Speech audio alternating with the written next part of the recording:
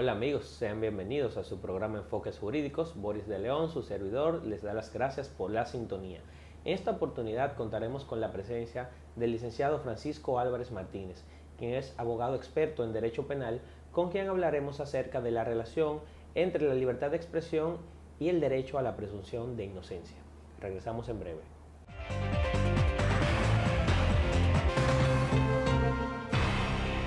Bien amigos, estamos de vuelta en su programa Enfoques Jurídicos. Bienvenido Francisco. Gracias por la invitación.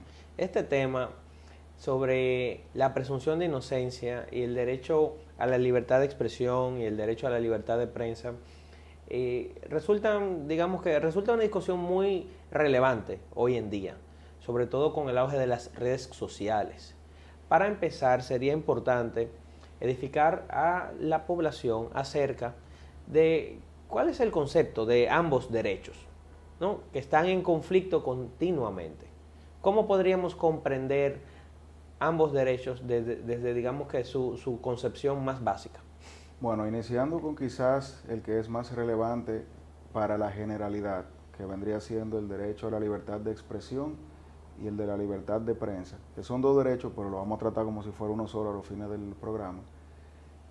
Básicamente podemos identificarlo como el derecho que tiene todo ser, cada uno de nosotros, primero a expresar libremente su opinión sobre lo que sea, y en segundo lugar, ya anclándolo con el de la libertad de prensa, es el derecho que tiene cada ciudadano colocado en un medio de difusión masiva de expresar su opinión o de reportar los hechos según los pueda haber percibido.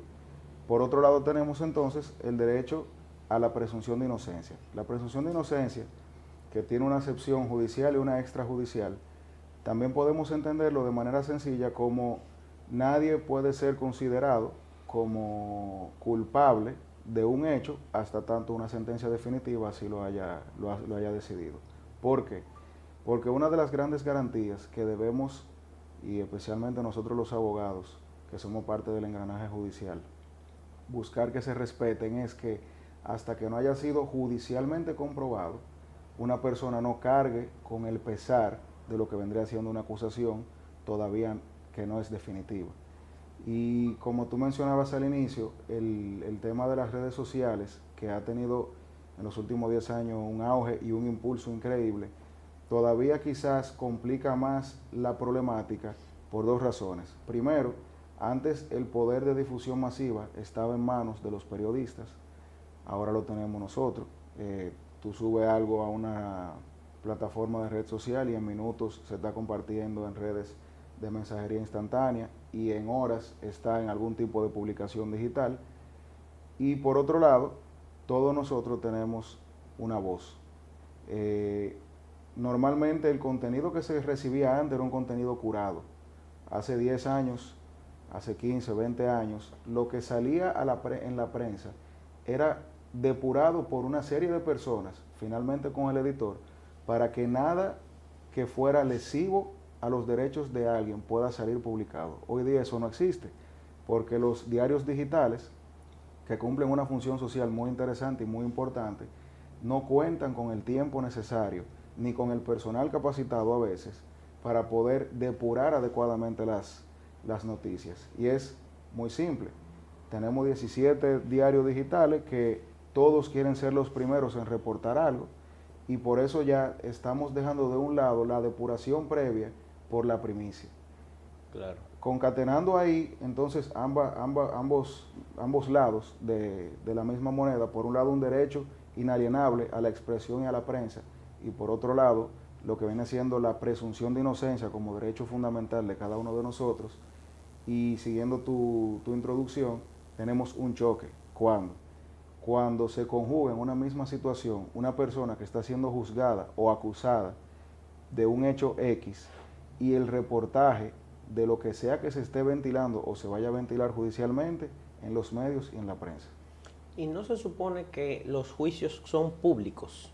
Esa publicidad del proceso judicial en sí no es, digamos que una puerta precisamente para ese escrutinio público que ciertamente antes lo tenía, digamos que la prensa, pero ya hoy se ha, como dicen, democratizado. O sea, hoy cualquier persona pues se erige en un difusor.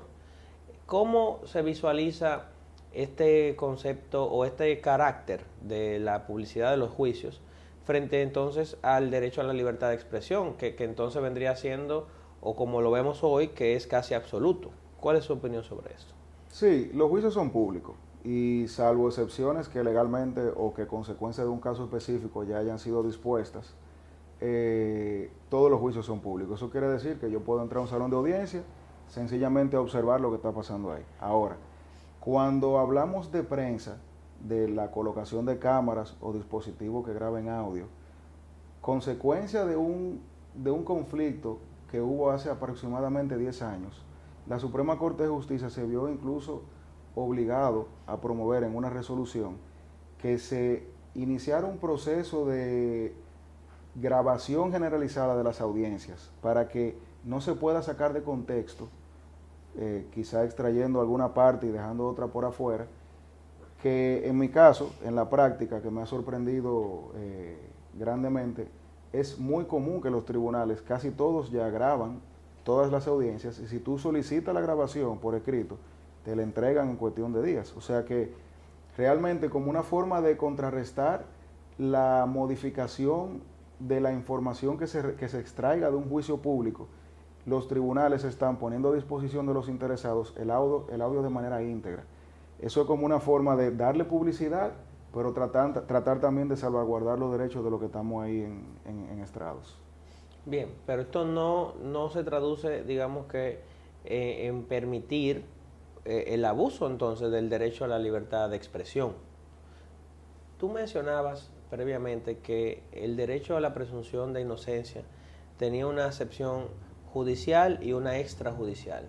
Comúnmente se visualiza como parte de las garantías del debido proceso, lo que da a entender o a suponer, quizás erradamente, que converge todo dentro de ese marco, dentro del marco del proceso. Y parecería entonces que solamente aquellos que forman parte del proceso son los que están obligados a respetar el derecho. Sí, como tú dices, el aspecto extrajudicial de la presunción de inocencia es quizás para mí el más importante, porque ese es el que acompaña al individuo en su día a día. Y ahí viene un choque muy interesante que quizás es el kit del asunto en esta discusión, y es cuando se pone en conocimiento a terceros de lo que se está ventilando en los tribunales sin que eso fuera definitivo, pero con un trato definitivo. Me explico. Si uno toma un diario de circulación nacional, probablemente encuentre una noticia, lamentablemente, ya casi de manera común, de que el individuo X ultimó, mató, asesinó al individuo Y. Cuando uno lee ese titular, ya la población está asumiendo que hay algo, que no somos nosotros que lo estamos depurando, que decidió o confirmó que X mató a Y. Y X automáticamente es un asesino. Imaginémonos que X llegó a su casa y encontró a Y muerto en el suelo, sacó su arma y ahí llega la persona que lo identificó y promovió la noticia. Automáticamente X está condenado por la sociedad. Y eso es lo que se llama en derecho el juicio paralelo. El juicio de la sociedad sin ningún tipo de sustento, y a veces con sustento probatorio y jurídico, de un individuo que no ha sido todavía condenado. El sistema judicial dominicano, y eso es una de las cosas que quizá más me motiva a hablar del tema, se está mal acostumbrando a suplir deficiencias en los casos con la prensa y con la percepción. Y eso es un mecanismo de presión incluso a los magistrados, porque vemos cuando un magistrado toma una decisión en derecho, pero que no es popular, como la sociedad, llevada de la mano por las redes sociales y las personas que tengan algún tipo de influencia, de una vez quiere tildar a ese magistrado de corrupto. Cuando nosotros los abogados, por casualidad o por interés, revisamos la decisión, normalmente uno va a encontrar que el magistrado realmente justificó adecuadamente su sentencia. Pero ya para la sentencia pública, para la audiencia de la sociedad, y cuando pasen 15, 20 y 30 años y la gente ponga en Google el nombre de ese magistrado, va a encontrar un sinnúmero de titulares donde se le va a tildar de corrupto. ¿Y qué pasa ahí? Los abogados, a veces el Ministerio Público y la barra de la defensa, acostumbran entonces a tratar de ganar los casos en la palestra pública, para que por vía de consecuencia, si pierden, tengan una justificación, digamos, social que los acompañe. Y si no tienen cómo ganar, tratar de ver si el magistrado o las personas que vayan a juzgar su caso se vean afectados por lo que es ya una avalancha mediática que, como todos nosotros hemos visto, se ha acostumbrado a mal utilizar. Esta situación me parece sumamente compleja y sobre todo de gran actualidad, porque esto es algo que hemos estado viendo en los medios de comunicación, donde muchos casos judiciales, especialmente penales, cobran la atención de diversos actores de la opinión pública, no solo medios de comunicación, también hay personalidades que también se erigen en juzgadores paralelos. Esta situación necesariamente tiene que tener algún tipo de regulación y cuando regresemos, amigos, vamos a hablar acerca de cuáles límites se pueden establecer para evitar la conculcación del derecho a la presunción de inocencia. Regresamos en breve.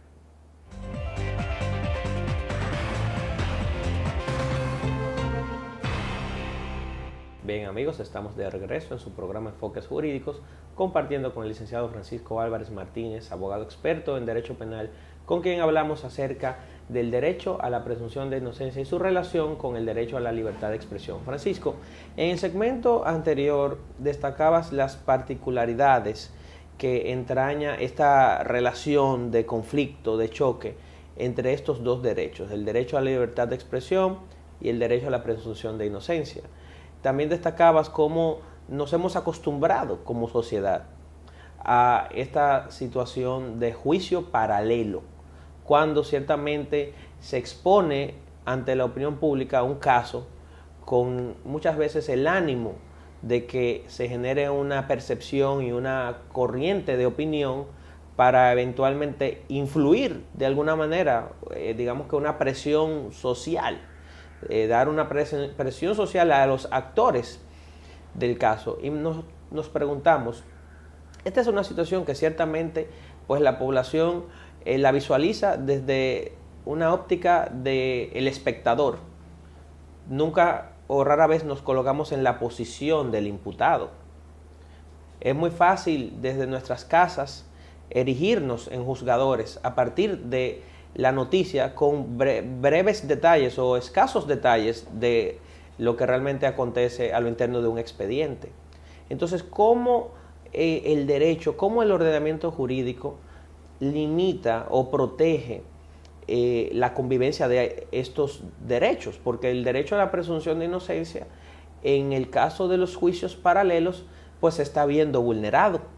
Entonces, ¿cómo el ordenamiento jurídico regula entonces la libertad de expresión en estos hipotéticos?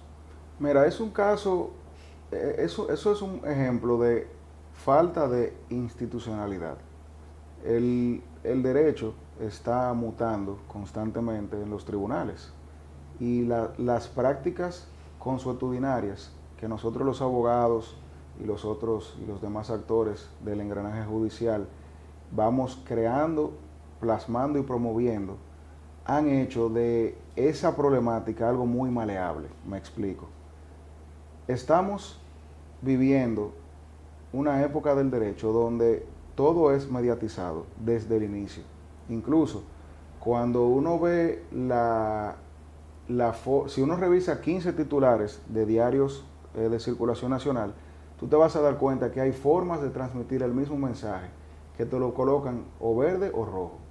El mismo mensaje, dependiendo de cómo tú lo logras orientar, de cómo tú eliges las palabras, incluso del tamaño de la letra, tú mandas un mensaje. Y ese es el gran problema que, digamos, se presenta con ese choque entre la libertad de expresión y de prensa y la presunción de inocencia. La pregunta de cómo se puede regular eso es una bien complicada que realmente no hay una respuesta definitiva. ¿Por qué? porque ambos derechos, tratando libertad de prensa y expresión como si fuera uno solo, y la presunción de inocencia, son grandes conquistas históricas de la humanidad, que costaron sangre, costaron quemar pestañas, libros. Es imposible uno tratar de destruir o aniquilar lo que nos costó tanto como sociedad lograr. En una de mis soluciones idóneas, yo me imaginaría un juzgador que tenga la aptitud y que legalmente se le haya dado la posibilidad de intervenir ante publicaciones que se salgan de los hechos y con matices de opinión traten de llevar a un lado o a otro a la población. Y ahí hay un tema muy importante que incluso influyó mucho en las elecciones de los Estados Unidos y es un gran tema también para estudio, que es lo que se llama clickbait en inglés. Esos son los titulares que llaman la atención, que ya el pueblo que lo consume lo toma como cierto. Si yo pongo en un titular que X mató a Y, siguiendo con el ejemplo anterior, yo no voy a entrar, yo como pueblo, no entro a leer las peculiaridades de ese reportaje. Yo grabo en mi cabeza X mató a Y y lo repito durante meses y durante años. Si hay una posibilidad de control práctico e individualizado de la injerencia de la prensa en un juicio, para mí eso debería ser una carga del tribunal. Que yo como parte afectada pueda solicitarle a un juez. Obviamente hay que crear un mecanismo legal que no tenemos, donde se creen fórmulas donde ese juez pueda ordenarle a ese medio que se abstenga de publicar o de orientar al público de una vía o de la otra, sino que sencillamente se ciña a los hechos. Es muy sencillo. Lo objetivo debe siempre poder publicarse. Lo subjetivo, cuando afecta el derecho de la presunción de inocencia, debe o debería ser limitado. Y hay un caso es un caso ya viejo, pero que es muy interesante, a modo de comentario. Hace varios años hubo un atentado en el metro de Santo Domingo. Si mal no recuerdo, fue un joven que tenía un dispositivo explosivo en una mochila, explotó, causó daños en un vagón, muchas personas resultaron heridas, pero la sociedad culpó a una persona. ¿Por qué? Porque los que estaban en el alrededor del metro, del vagón, cuando ocurrió ese hecho, identificaron, probablemente como un efecto dominó de que alguien lo identificó y luego los otros repitieron, a un individuo como el culpable. En cuestión de horas, en toda la prensa y en internet y en las redes sociales, se identificaba a fulano de tal como el perpetrador de ese atentado. Y durante varios días ocurrió eso. Y ese joven, un joven estudiante que trabajaba, que tenía familia, que tenía una vida, de un momento a otro pasó, siendo víctima también él, a ser tildado como el culpable. Tanto así que probablemente al día de hoy muchas personas no saben esa segunda parte de la historia, cuando incluso la Policía Nacional y el Ministerio Público públicamente hicieron comunicados tratando de limpiar la imagen del joven, que ya había sido incluso identificado por las autoridades como el perpetrador. Eso es un ejemplo sencillo de cómo el poder de la prensa, utilizado sin ningún tipo de discrecionalidad y sin ningún tipo de depuración previa, puede afectar irreparablemente la vida de las personas. Claro, de hecho, en ese caso me imagino que esa persona que inicialmente fue identificada como el supuesto, digamos que imputado, pues sufrió daños inclusive a nivel laboral. Sí, porque imagínate tú que la persona más odiada de República Dominicana por esos 3 días trabaja en tu empresa, come con tu amigo, con tu hijo, estudia en tu universidad, todo eso se derrumba. Claro. Y quiero hacer énfasis en que quienes estamos llamados a suspender esa mala práctica somos nosotros, los actores en el poder, en el proceso y en el engranaje judicial. Tanto Ministerio Público como los abogados privados debemos tener y cuidar celosamente lo que es el proceso. El proceso no podemos sustituirlo con atajos que sean mediáticos, no debemos hacerlo. Primero porque corremos la suerte de que eventualmente el proceso se vea maleado y eventualmente también sea irrespetado. Y hoy, cuando una persona entiende que gritando a los cuatro vientos que sucedió algo, que no tiene las pruebas de hacerlo, realmente quizás cree que está obteniendo una justicia social, que es un concepto válido, nosotros debemos enfocar nuestra confianza en la justicia, en los jueces, en los mecanismos de investigación y de acusación y en el eventual fallo. Porque claro, solamente así, reforzando nuestra fe y nuestra confianza en el engranaje judicial y no tratando de extrajudicialmente cumplir el mismo o un objetivo parecido, no vamos a tener un éxito a largo plazo. El paño tibio de la justicia social no cumple los requisitos de justicia realmente como lo haría una justicia dentro del Poder Judicial. Claro, de hecho, esto ha sido, esta situación de los juicios paralelos, este clamor por una justicia popular y no una justicia real, basada en pruebas y en el debido proceso, ha sido un fenómeno catalogado como populismo penal. Sí. Como populismo penal. Y realmente por eso hicimos énfasis previamente en el tema de que no podemos colocarnos en la óptica únicamente como espectadores de un fenómeno que está ocurriendo frente a los que son hoy imputados, porque mañana podrían familiares nuestros, amigos nuestros, incluso nosotros mismos, estar envueltos en una vorágine similar, en una situación donde, como ocurrió en el caso del metro, donde inicialmente la persona que fue identificada no tenía ningún tipo de responsabilidad. Y que era víctima.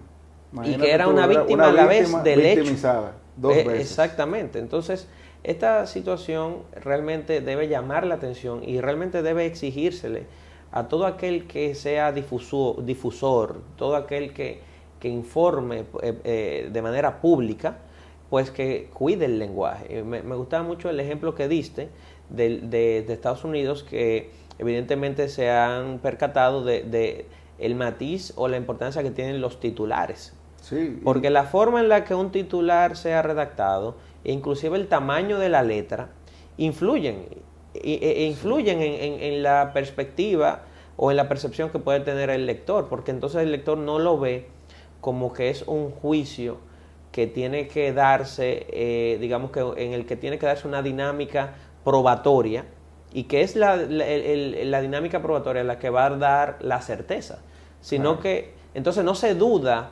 de esa dinámica, simplemente se citan 2 o 3 hechos, se identifica que hay una víctima y inmediatamente se exigen responsabilidades. Y yo creo que es un remanente de cuando en algún momento sí se depuraba la información.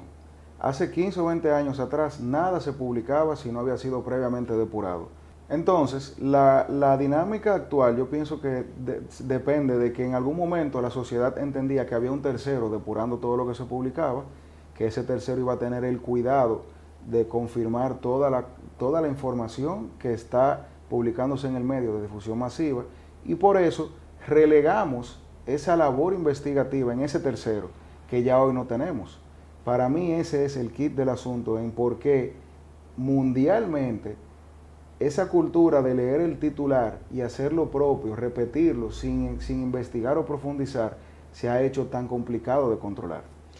¿Cómo, Francisco, podemos como sociedad buscar una solución a esta problemática, tomando en cuenta hoy en día la realidad innegable del auge de las redes sociales?